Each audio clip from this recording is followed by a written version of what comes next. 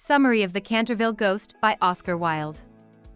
An English estate known as Canterville Chase has just been acquired by Mr. Hersham B. Otis, an American preacher, from Lord Canterville, whose family has owned it for centuries. Everyone who has heard about the sale thinks Mr. Otis made a mistake because it is well known that Canterville Chase is haunted. Honor compels even Lord Canterville to inform Mr. Otis of the ghost that resides on the land and the several members of his family who have seen it. Mr. Otis is unimpressed by these tales since he claims to be from a nation that is far too advanced to believe in ghosts. He consents to buy the estate with the ghost attached. A few weeks later, Washington, Virginia, and the twins, along with Mr. Otis and Mrs. Otis, travel by rail to their new residence. It takes a while to get to the house from the rail station, and as they get closer, the pleasant summer evening turns into a foreboding storm. The gang is greeted at the entrance by Mrs. Umney, Canterville Chase's housekeeper, who leads them inside. The family is shocked to see a bloodstain near the fireplace in the sitting room after briefly visiting the residence. When Mrs. Umney is questioned, she assures the Otis family that the stain cannot be cleaned due to its age, the fact that it has become a well-known tourist attraction, the fact that it has already set into the fabric, and other factors. She claims that Sir Simon de Canterville killed his wife in 1575, leaving a bloodstain in the process. Sir Simon vanished shortly after that, and even though he was never heard from again and his body was never discovered, his ghost still frightens people in Canterville Chase. The Americans respond to Sir Simon's narrative with the same level of skepticism that Mr. Otis initially had regarding the ghost. Washington begins removing the stain right away with the use of Pinkerton's Champion Stain Remover and Paragon detergent, which turns out to be very successful. The area is quickly cleared entirely. But despite Washington's meticulous and everyday removal of it, it reappears the following morning and for many mornings after. Strangely, the stain appears to be constantly changing, occasionally taking on hues that are remarkably out of character for a bloodstain, including vivid green and purple. Although they are largely intrigued about the event and not at all afraid, the family comes to the conclusion that the stain's recurrence must be the work of the ghost after all. Anyhow, a few days later, in the early morning hours after the family has been asleep for a while, the spectral Sir Simon makes his first visit, dispelling any lingering doubts regarding the home's haunted status. Sir Simon tries to make a terrifying first impression on Mr. Otis, his limbs bound in long, dragging chains, his evil crimson eyes, and ripped soiled clothes. The minister, however, pays little attention to these adornments and only wakes up to present Sir Simon with a bottle of Tammany Rising Sun lubricator. Mr. Otis assures the ghost that the oil will silence Sir Simon's shackles and allow the family to slumber. Sir Simon takes tremendous exception to this, smashing the bottle on the ground before storming off with all the arrogant wrath of his noble heritage. However, the twins approach him before he completely leaves the area and angrily fling pillows at him. In order to get to his bedroom, a concealed chamber in a wing of the estate, they force Sir Simon to climb through a wall. Sir Simon muses in his quarters about his protracted history of haunting Canterville Chase. He treats the haunting as if it were a job, one in which he takes tremendous delight. He recalls other instances of previous haunts, relishing the frights he was able to inflict on English nobility in bygone eras.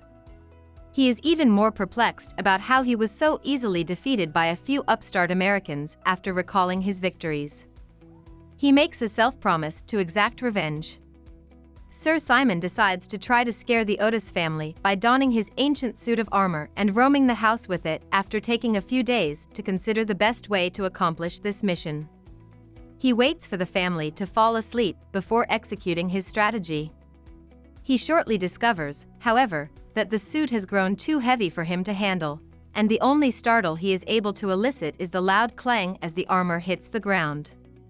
The Otis family swiftly surrounds Sir Simon, with the twins firing fake weapons at him and Mr. Otis aiming a real rifle at him as if he were a regular burglar. Sir Simon is once more compelled to leave the Otis household and returns to his room to reflect on his new circumstances. The ghost experiences a weird physical toll as a result of his consecutive failures, and it takes him a few days before he regains the energy to attempt another fright. The third attempt by Sir Simon is the most sophisticated thus far, and it includes particularly evil plans for the twins and Washington Otis, whom he has grown to hate since he continually wiping the bloodstain away. In fact, Sir Simon intends to pay a personal visit to each member of the Otis family, albeit he will be kind to Virginia because she has never insulted him and has a kind disposition. However, the Otises have other ideas. To fend off Sir Simon, they have erected a sort of scarecrow, a fake ghost constructed of a broom, a sheet, and a turnip that has been hollowed out, in the passageways. Their strategy is the one that works. Sir Simon confronts the fake ghost and is terrified out of his mind as he turns the corner while wearing his most terrifying attire and sporting a rusty knife as an accessory. He runs away to his lodgings once more out of fear. When Sir Simon, who is a ghost himself, finally musters the courage to go back and make an attempt to communicate with the ghost, it is almost daybreak. When he finally realizes what has been done to him, he is furious and swears revenge once more. However, he quickly loses confidence and goes back to his room feeling defeated, worn out, and on edge. In order to avoid disturbing the twins, he stops replenishing the bloodstain on the living room floor and restricts his ghostly actions to those to which he feels obligated by tradition. He even starts using lubricant oil to quiet his chains.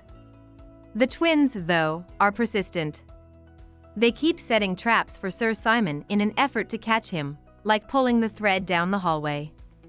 Sir Simon is hurt and enraged by one of these traps, which involves a slide that is greased with butter and intended to knock him down a staircase, to the point where he musters the courage to attempt one last fright. For this one, he goes all out, going by the name Reckless Rupert, or the Headless Earl. He hasn't worn the outfit in almost a century, and he's left the requisite props scattered throughout the manor, so putting it all together in time for a final assault the following night takes some effort. But the twins are prepared for him. They set up a trap for Sir Simon to enter their room, and when he does, he is immediately splashed with water from a jug positioned above the doorway. The ghost runs away to his room for the fourth time, feeling a mixture of anger, dread, and defeat. He is so physically exhausted as a result of his most recent failure that he stays in bed for several weeks. Even after he eventually regains his vigor, he avoids the Otis family, though the twins remain vigilant at all times. The ghost won't even come out when the Duke of Cheshire pays a visit. The Duke of Cheshire's family has long been the target of Sir Simon's spooks. The Duke is visiting Virginia in Canterville Chase, with whom he has long been enamored. Virginia runs into Sir Simon one day after the Duke takes her to the meadows. Until Virginia decides to start a discussion with him, the spirit ignores her and is in a depressed mood. She expresses sympathy to Sir Simon but reassures him that her brothers will be departing soon to go to school in the autumn.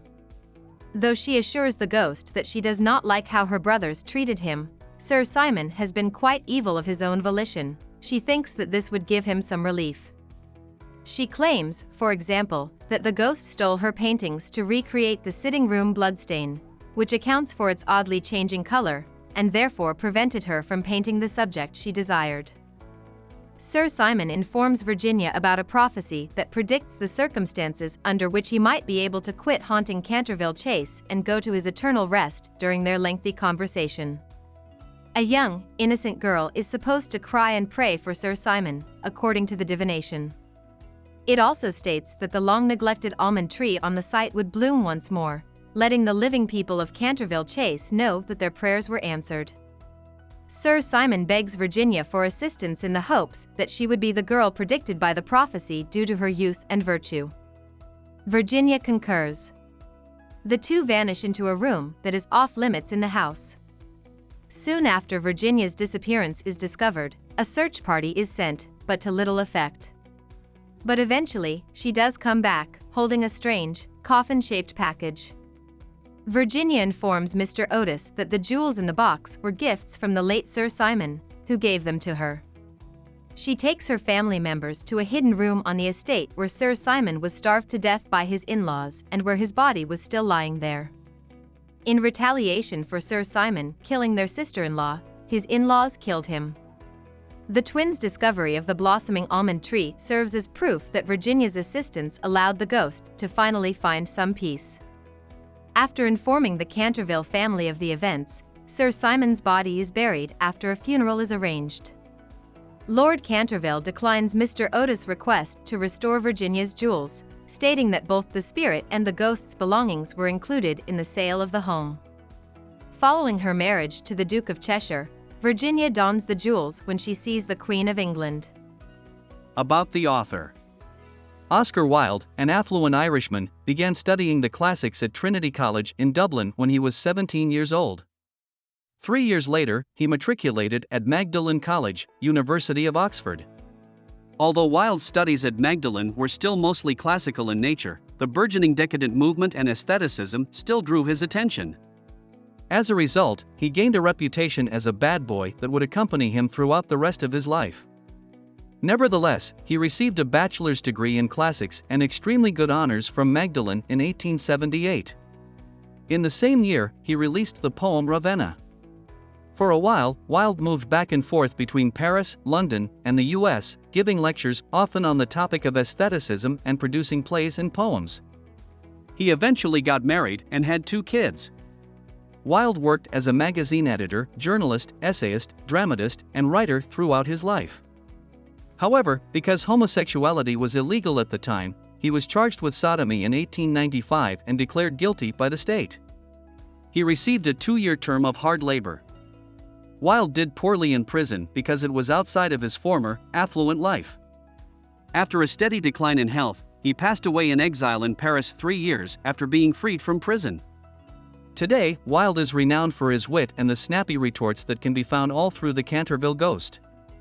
Despite being panned as obscene and poorly written by critics in his day, his only book, The Picture of Dorian Gray, has been much redeemed, and his greatest work, the play The Importance of Being Earnest, continues to have revivals. Hope we summarized it fully and you liked it. Please hit the like button and subscribe to our channel so that we are motivated to create more videos.